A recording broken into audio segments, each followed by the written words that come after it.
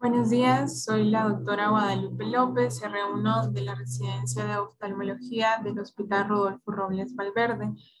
Vamos a hablar sobre la dinámica del humor acuoso. Entonces, antes de entrar en el tema, es importante conocer un poco sobre la anatomía. La estructura principal que va a estar jugando un papel importante en la dinámica o el fluido de este humor acuoso es el cuerpo ciliar, porque el humor acuoso es producido por el cuerpo ciliar. Vemos en este esquema los tres componentes principales del cuerpo ciliar. Tenemos primero al músculo ciliar, luego vamos a ver un sistema vascular y por último el epitelio ciliar. A nivel del músculo ciliar, este está comprendido por tres tipos de fibras: las fibras longitudinales, las fibras radiales y las fibras circulares. Las fibras longitudinales, las fibras radiales y las fibras circulares. Luego tenemos que el sistema vascular está formado por ramas de las arterias ciliares anteriores y por ramas de las arterias ciliares posteriores largas. Estas se van a unir y nos van a formar el círculo de arterias mayores. Luego pasamos al epitelio ciliar. El epitelio ciliar está compuesto por una capa externa pigmentada y una capa interna que va a ser no pigmentada. En esta fotografía del cuerpo ciliar vemos que el cuerpo ciliar tiene una estructura en forma de un anillo fibromuscular. Esta es una fotografía en un corte coronal. Vemos que está engrosado en su porción más anterior con una forma de cuña. Y en este corte, esa forma de cuña la vamos a ver con característica en un corte transversal. El cuerpo ciliar está posterior al iris y mide en un total de más o menos de 6 a 7 milímetros. Es un poco más grande en su porción temporal. Por ejemplo, aquí, si esta fotografía, este fuese un ojo izquierdo, la porción temporal vemos que es más grande, va a medir aproximadamente unos 7 milímetros y en su porción nasal mide más o menos unos 6 milímetros. Está dividido en dos partes, una porción más posterior que va a ser la pars plana.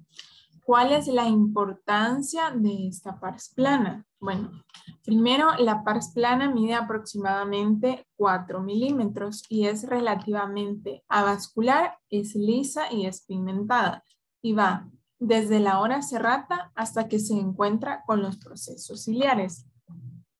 Anatoquirúrgicamente, la importancia de esto, ¿cuál es? O sea, hay que mencionar que la pars plana es la vía de acceso más segura que tenemos para ingresar a la cavidad vítrea. Y esta va a quedar más o menos de 3 a 4 milímetros de limbo. Luego, la otra porción que tenemos a los procesos ciliares. Estos procesos ciliares lo vamos a encontrar a nivel de la pars plicata. La pars plicata son estos puntos que vemos aquí que son menos pigmentados y son alrededor de más o menos de 70 a 80 procesos ciliares, de los cuales se van a proyectar las zónulas de zinc o los ligamentos suspensorios. Es importante mencionar que estos ligamentos suspensorios o zónulas de zinc van a salir a partir de la pars plana también. Luego, aquí tenemos que posterior al cuerpo ciliar va a estar separado de la retina y la coroides por la hora serrata, es decir, la porción más periférica de la retina. Y se observan las vallas. Las vallas, estas son las vallas. Las vallas que van a estar entre diente y diente, van a haber una valla. Entonces, se observan las vallas que se forman. Aquí vemos a los procesos dentados que están separando las vallas. Y en la porción más anterior vamos a ver un engrosamiento y serán los cuales harán parte de los procesos ciliares. Como ya dijimos, los procesos ciliares son aproximadamente de 70 a 80 procesos ciliares y van a haber de dos tipos.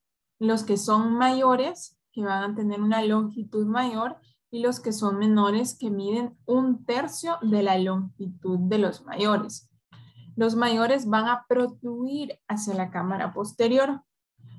Estos procesos ciliares van a estar tapizados por un doble epitelio cuboideo. Entonces tenemos aquí el epitelio no pigmentado. Esto es importante recordarlo, que el epitelio no pigmentado es el interno y el epitelio pigmentado es el epitelio externo. Entonces tenemos la figura número 1 que está identificada con el 1. Aquí estamos a nivel del músculo ciliar. Luego tenemos los procesos ciliares. Vamos a ver la cámara posterior. El ligamento suspensorio del cristalino es este, o que está vinculado con la zónula. Y los dos tipos de epitelio de los procesos ciliares. Interno, como ya lo dijimos, es el no pigmentado y externo es el pigmentado. Luego, en esta foto parece que fuese inversos, pero la disposición va a ser radial. Por lo tanto, el no pigmentado va a ser el más interno. Este epitelio no pigmentado, lo vemos en esta fotografía. Vamos a ver que son células más o menos de unas 10 micras, que tienen un alto contenido de gránulos de melanina y un núcleo. Y van a estar unidas entre sí. Entre las demás células pigmentadas por estructuras que se conocen como desmosomas. En su membrana apical vamos a encontrar las células no pigmentadas que van a medir más o menos unas 20 micras por 12 micras y tienen un núcleo el cual es prominente y hay muchas mitocondrias. Es importante porque las mitocondrias van a ejercer un papel fundamental para poder secretar el humor acuoso mediante la secreción activa, que esta es dependiente de energía. Estas células van a estar unidas entre sí por uniones tipo gap y por desmosomas. Luego tenemos en esta fotografía al músculo ciliar. Lo vamos a ver en esta porción que es más profunda y van a ver distintos tipos de fibras. Las principales son las fibras longitudinales o meridionales, también llamadas fibras de Bruch. Y estas van a ser muy importantes porque su inserción es a nivel del espolón escleral. Y la importancia de este es que al contraerse van a generar mayor apertura de la malla trabecular. También van a estar permitiendo una mayor facilidad para el drenaje de esta vía. Luego vamos a ver a las fibras radiales. Las fibras radiales, estas son las más centrales, como su nombre lo dice, están en una posición radial. Luego pasamos a las circulares. Las circulares son también conocidas como de Müller o de Roget. Estas se encuentran en la posición más interna y estas fibras son hipertrópicas en los pacientes que son hipermétropes altos por ese esfuerzo acomodativo que normalmente tienen que realizar.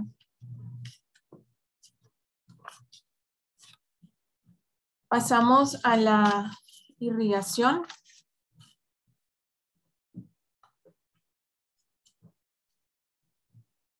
En la irrigación vamos a ver al músculo, tenemos aquí al músculo ciliar. El músculo ciliar está irrigado por dos estructuras importantes, las arterias ciliares anteriores cortas y las arterias ciliares posteriores. Y vemos que estas dos se van a llegar a unir y nos van a formar al círculo arterial mayor.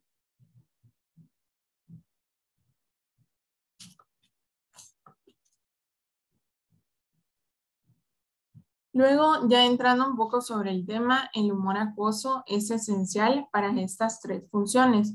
Primero, mantener la presión intraocular, mantener la forma constante del globo y proporcionar soporte nutritivo a los tejidos avasculares.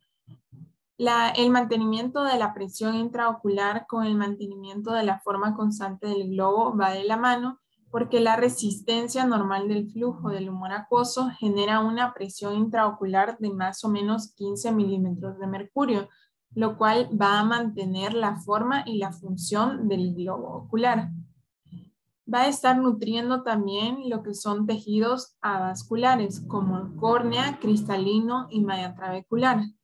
Son estructuras no vascularizadas y el componente del sistema óptico del humor acuoso tiene un índice refractivo de 1.33. Los parámetros que vamos a estar, de los cuales depende la regulación de la presión intraocular, de forma corta, tenemos que los parámetros son, primero, la producción del humor acuoso, segundo, la resistencia al flujo de salida del humor acuoso y por último, la presión venosa epiescleral. Vamos a tener que para que se dé la producción del humor acuoso debe de haber un equilibrio, tanto en la producción como en la excreción, para el mantenimiento de la presión intraocular. Este es producido por el cuerpo ciliar, como ya lo dijimos, y fluye hacia la cámara posterior a una velocidad aproximada de más o menos de 2 a 3 microlitros por minuto. El humor acuoso es un fluido claro y es muy rico en nutrientes, que es derivado del plasma y que va a proveer las necesidades metabólicas de tejidos avasculares del ojo, como lo es la córnea. Tenemos la composición del humor acuoso. Este humor acuoso va a estar compuesto en un 99% de agua. Va a tener un exceso de estos tres componentes, de hidrógeno, de cloruro y de ascorbato. Es importante recordar que el catión más importante va a ser el sodio. Tenemos también que la proporción de proteínas, o sea, el humor acuoso, comparándolo con el plasma, es casi libre de proteínas en una proporción de 1:200 o 1:500. De esta proporción, la mitad corresponde a la albúmina y esto genera la claridad óptica y refleja la función normal de la barrera hematoacuosa. Vamos a tener también que hay un déficit de bicarbonato.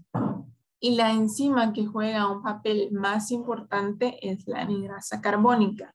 El papel fundamental de la anhidrasa carbónica es que va a activar a la bomba de sodio-potasio ATPasa. Una vez que está activa esta bomba de sodio-potasio ATPasa, nos va a estar generando tanto hidrogeniones como el bicarbonato al hacer la conversión del ácido ascórbico. Y otros factores que vamos a tener también presentes en la composición del humor acuoso son factores de crecimiento, prostaglandinas, catecolaminas, hormonas esteroideas y ácido hialurónico. El humor acuoso es recambiado a un ritmo de 19 a 1.5% por minuto y la formación va a estar variando durante el día y va a caer durante la noche con un máximo en la mañana. Es decir, que va a estar fluctuando entre las 8 y las 12 a.m. de 2.97 a más o menos 0.77 microlitros por minuto. La producción decrece con esos factores, va a decrecer con la edad, al igual que la facilidad de salida. Luego tenemos que el humor acuoso es secretado mediante un transporte iónico activo. El 80 al 90% de la producción del humor acuoso se forma por secreción activa, mientras que la difusión y la ultrafiltración forman el reservorio del plasma filtrado en el estroma. Entonces entra a la cámara posterior, circula alrededor del cristalino y pasa a la pupila hacia la cámara posterior. Hay un flujo de convección en la cámara anterior. Tenemos que va a ser más fría hacia abajo cerca de la córnea y va a ser más cálida hacia arriba cerca del cristalino. Siempre es importante evaluar la amplitud de la cámara y la morfología del iris para hacer una sospecha de la presión intraocular elevada. Por lo tanto, si hay una resistencia al flujo por la pupila y la presión de la cámara posterior, vamos a ver que está levemente aumentada la relación a la cámara anterior. Entonces, esto nos va a condicionar una leve convexidad anterior del iris. El iris puede ser convexo o puede ser cóncavo, pero generalmente el iris va a ser convexo. Luego estos son los tres mecanismos por los cuales se va a estar formando el humor acuoso. Tenemos en orden, va a ser primero la ultrafiltración, luego va a pasar a una secreción activa y por último tenemos la difusión simple. La difusión va a ser para sustancias liposolubles, mientras que la ultrafiltración va a ser para agua y sustancias hidrosolubles y la secreción activa va a ser para sustancias de mayor tamaño y de carga. De esa, lo importante es que la secreción activa, como ya lo habíamos dicho, es el 80 al 90% de la producción del humor acuoso se forma por una secreción activa. La ultrafiltración, la presión hidrostática de los capilares va a ser mayor a aquella que está dentro del ojo y esto va a favorecer que el ultrafiltrado pase de los capilares al ojo. Sin embargo, la presión oncótica va a ser todo lo contrario y es básicamente lo que permite un control. Recordemos que es casi nula la cantidad de proteínas que hay en el humor acuoso, mientras que en el plasma es mucho mayor, por lo cual esto iría en contra del gradiente de filtración. Y estos tres mecanismos van a estar influenciados por el sistema nervioso simpático y va a hacer oposiciones que nos permitan estarla regulando, por lo cual los receptores beta 2 nos van a ayudar a regular esta secreción, mientras que los receptores alfa 2 nos van a disminuir esta secreción.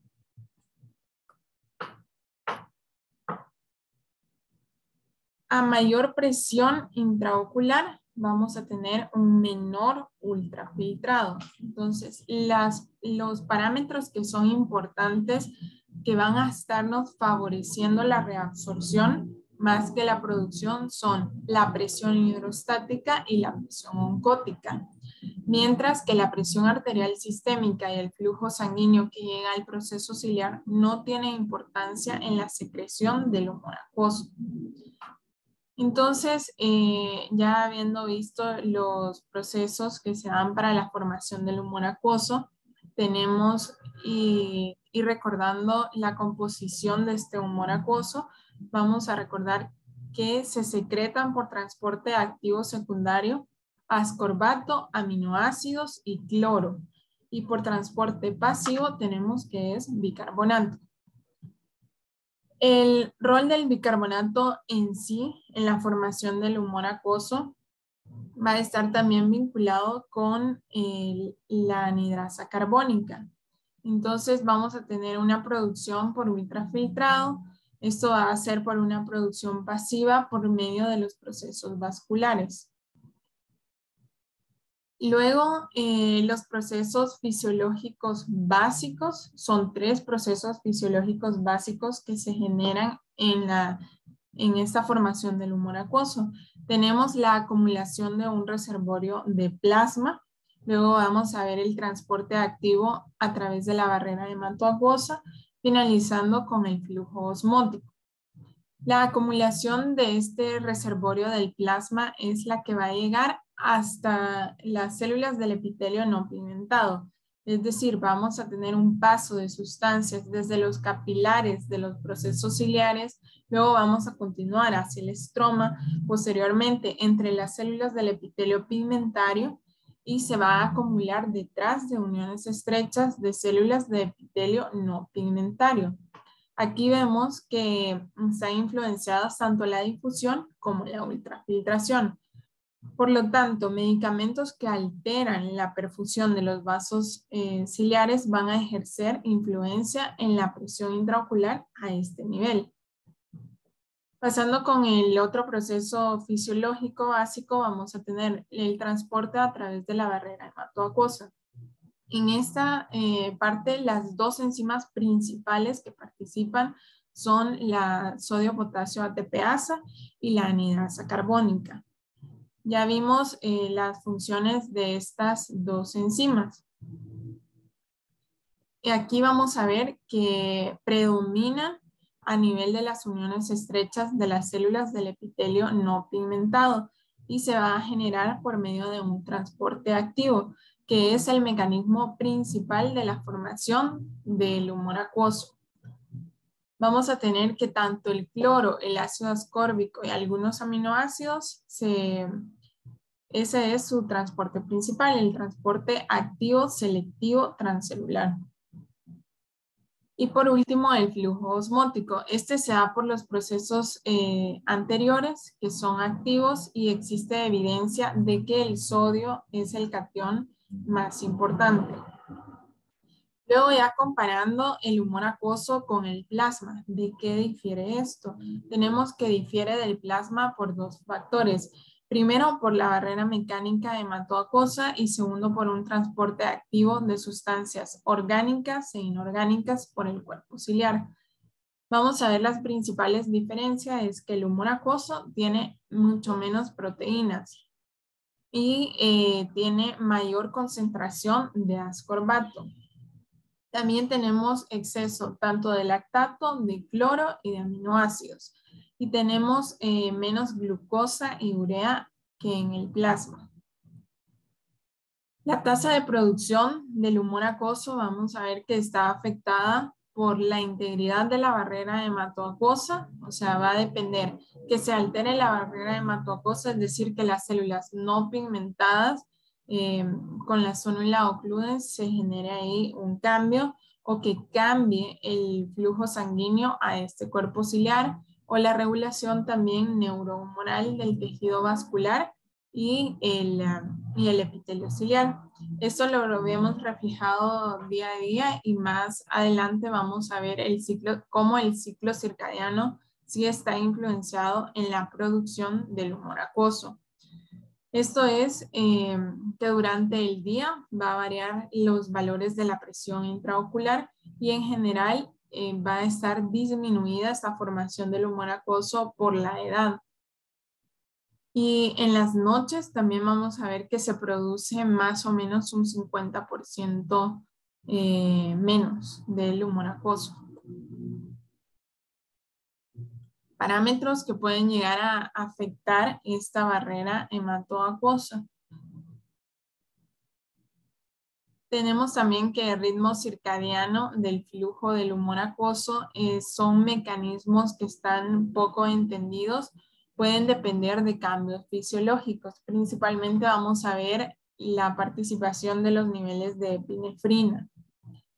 Hay picos inmediatamente posterior al despertar, entonces se dice que la epinefrina puede estimular el flujo con un 19% durante el día y hasta un 47% en la noche. Por lo tanto, la epinefrina tiene un efecto dual. Este va a depender de la estimulación por la vía de los beta receptores y de la inhibición de la vía de los alfa receptores. Otros factores que van a estar disminuyendo el flujo, pacientes con diabetes mellitus, también una distrofia miotónica en la inflamación en el caso de una iridociclitis, un desprendimiento coroideo, desprendimiento de retina y como ya vimos que varía con la edad.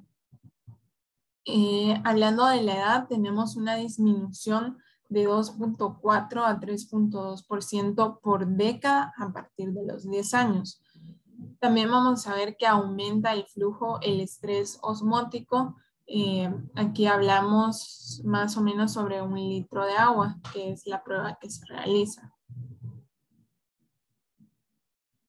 Los mismos, hay fármacos que influyen en esta producción del humor acuoso. Hay que recordar los beta bloqueadores, los agonistas adrenérgicos no selectivos, los alfa-2 adrenérgicos y los inhibidores de la anhidrasa carbónica, que son los principales fármacos que van a estar alterando esta formación del humor acuoso. Tenemos aquí la circulación del humor acuoso que va a estar influenciada por 2 vías, una vía convencional y una vía no convencional. Y hay que recordar cuál es la que es dependiente de presión y cuál es la que es independiente de la presión. La vía convencional que tenemos, que es por el medio del canal de Schlemm, es la vía trabecular, más o menos se habla de un 90%. Y la vía uveoescleral, que es un 10%.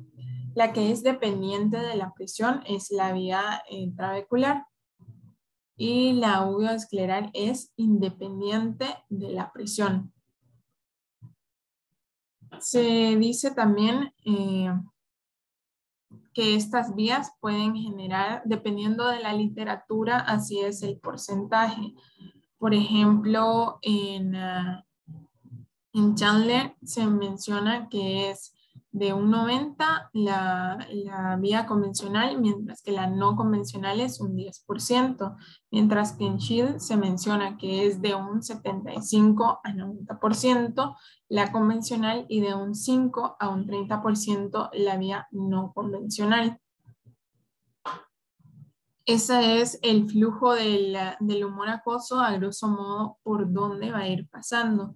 Tenemos que llegar a la malla trabecular, luego a la pared interna del canal de Schlemm, va a pasar hacia los canales colectores, posteriormente a las venas acuosas, para terminar en la circulación venosa epiescleral.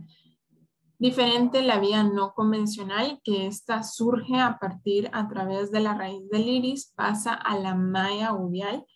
Posteriormente vamos a tener un contacto a la cara anterior del músculo ciliar, luego al tejido conectivo entre los haces musculares, va a pasar al espacio supracoroideo para terminar a nivel de la esclera. Aquí tenemos que el humor acuoso, o sea, se secreta el humor acuoso y este va a pasar a través de la pupila. Circula a través de la cámara anterior y luego su vía de drenaje principalmente va a ser a través de la malla trabecular y el canal de Schlemm. Y luego la vía que es menos representativa, que sería la vía uveoescleral. Tenemos que recordar las 3 capas de la malla trabecular.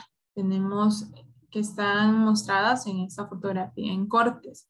Una capa uveal, una capa córneo-escleral y una capa yuxtacanalicular. La de mayor diámetro o grosor es la capa córneo-escleral. Y por último, vemos un acercamiento del canal de Schlemm. Este canal de Schlemm es un tubo de más o menos 200 a 300 micras de diámetro. Tiene una monocapa, que esta es endotelial y está circunscrito por tejido conectivo, el cual es muy delgado. Dentro de ese canal de Schlemm tenemos una membrana basal y una membrana apical, con unas pequeñas vesículas que transportan el agua y también internamente ahí vamos a encontrar aquí, como vemos, unas vacuolas. Esas vacuolas van a estar aumentando tanto en número como en tamaño. Y estas vacuolas tienen una apertura, lo cual permite que fluya más fácilmente el humor acuoso cuando se sensa que hay un aumento de la presión intraocular.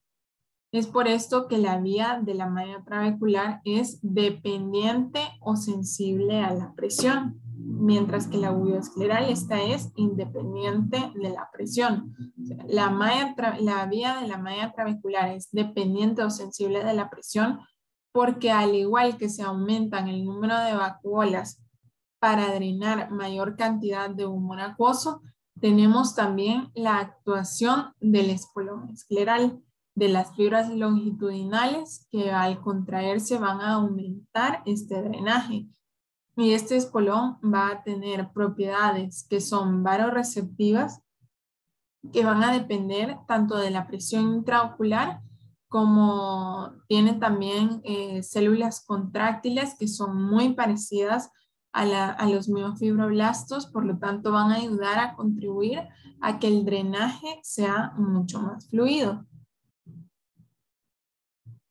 Y vemos aquí en esta fotografía en los canales colectores. Más o menos son de 30 a 35, una otra literatura dice de 25 a 30 canales colectores. Esta es una fotografía en un corte coronal, representa el canal de Schlemm. A partir de este canal salen más o menos lo que ya dijimos, 25 a 30 canales colectores que van a drenar finalmente al plexo venoso profundo intermedio escleral.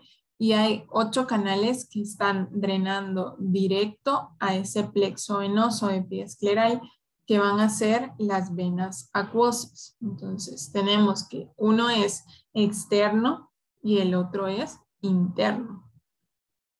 Estas venas acuosas no necesitan de canales colectores, sino que estas drenan directamente en esa región. Y finalmente este drenaje llega a las venas ciliares anteriores, a la vena oftálmica superior y por último al seno cavernoso.